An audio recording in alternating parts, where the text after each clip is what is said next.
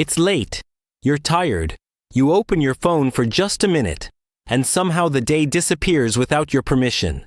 That moment feels small, but it's basically a summary of how most years go. Not ruined, just quietly redirected. This video isn't here to scare you or hype you up. It's here to point out 10 habits that decide your 2026 while you're busy trying to feel productive instead of actually doing the thing. I know this pattern well because I've repeated it with impressive consistency.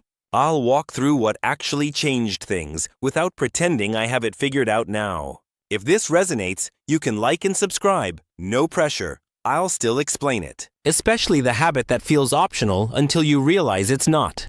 Habit 1. Starting the day with the hardest task. You don't actually hate mornings. You just hate the one thing you keep avoiding until noon. Most people start the day by checking messages, emails, and notifications like they're doing reconnaissance for a mission they're never going to start. I did that too. Very strategic. The problem is, your brain quietly decides the tone of the day before you've done anything that matters.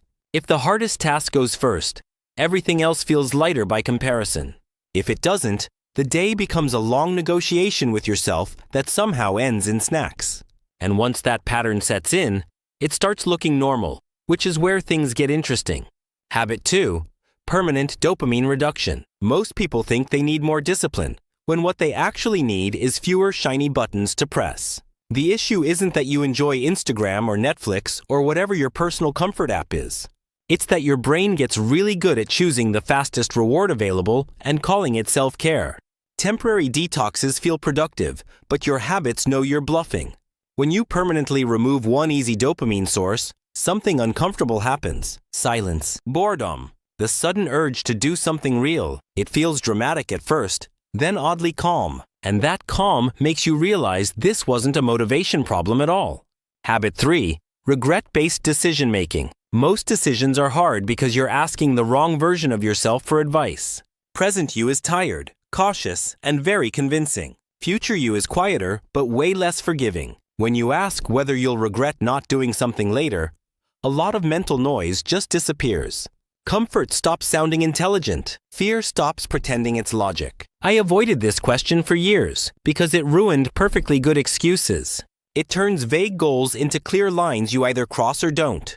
And once you start using it, you notice how often you've been choosing relief over direction without realizing the trade you're making. Habit 4. Daily monk mode focus session. You don't actually lack focus. You just keep it permanently surrounded by noise and call that normal. An hour without your phone sounds extreme until you remember how casually you give away 3 hours to nothing every night. One task, one window, no background stimulation pretending to be ambiance. At first, your brain panics and invents urgent thoughts like, check email, or research something important, which is code for escape. Then it settles. Slowly. Uncomfortably. That's when real work happens. Not the kind that looks productive, but the kind that quietly changes your standards. And once you feel that difference, shallow work starts feeling embarrassing. Habit 5. Reverse engineering daily priorities. Most days don't go wrong. They just never go right. You wake up asking what you should do instead of what would actually matter if the day ended early, which statistically it always does. When you decide the outcome first, the to-do list shrinks on its own. Busy work loses its authority. You stop mistaking motion for progress. I used to plan forward because it felt responsible. It also kept me very active and very stuck. Working backward feels oddly lazy, until you notice how much cleaner your decisions become when pride replaces urgency as the filter. Habit 6. Daily non-negotiable movement. This isn't about fitness. It's about proving you do what you said you'd do. The movement itself barely matters. Walk, stretch, push-ups, something mildly inconvenient. The point is showing your brain that I don't feel like it isn't a veto anymore. I avoided this habit for a long time by overthinking it, which is impressive because the requirement is just moving your body a little every day. Consistency teaches discipline in a way motivation never does. And once that lesson lands physically, it starts leaking into other areas you've been negotiating with for years. Habit 7. Weekly wins review. If you don't record progress, your brain assumes none is happening. You can have a decent week and still end it feeling vaguely disappointed, like you missed something important but can't explain what. Writing down a few wins sounds corny until you realize your mind has been quietly cataloging only mistakes by default. Big wins, small wins, things that almost didn't count but actually did. This habit doesn't inflate your ego. It corrects a broken scoreboard. And once you start seeing momentum on paper, it becomes harder to tell yourself the story that nothing is working. Habit 8.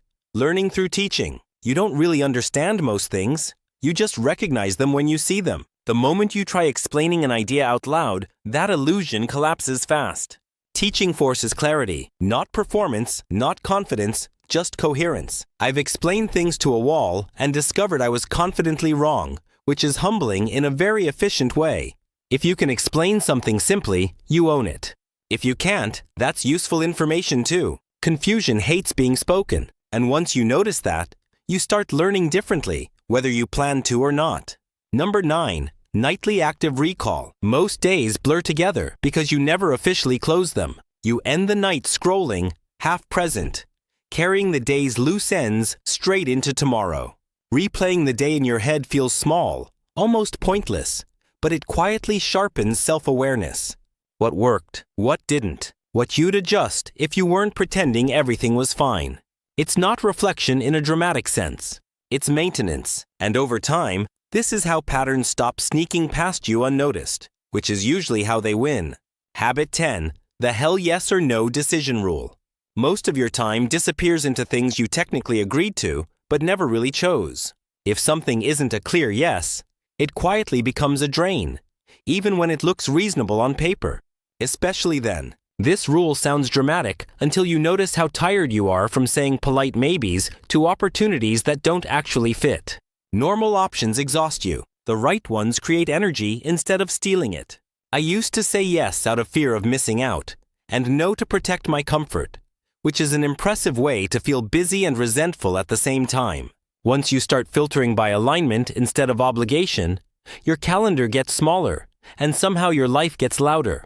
At some point, this stops feeling like advice and starts feeling like a mirror you didn't ask for. Not because anything here is new, but because you recognize the moments you usually skip past without thinking. The day still unfolds the same way. You still get tired. You still tell yourself you'll fix it later. I do too. The only shift is that the pattern becomes visible, and once it's visible, it's harder to unsee. Most of these habits don't announce themselves as important. They feel boring, slightly inconvenient, easy to dismiss, which is exactly why they work. And when you realize how quietly habits shape a year, it's natural to wonder what else is doing that in the background, like the hobbies you default to, or the ones you keep postponing because they might actually change something. That's where thoughts like, one of these 10 hobbies could completely transform your life, tend to come from. Anyway, one of these ideas will resurface when you're not looking for it, and that's probably enough.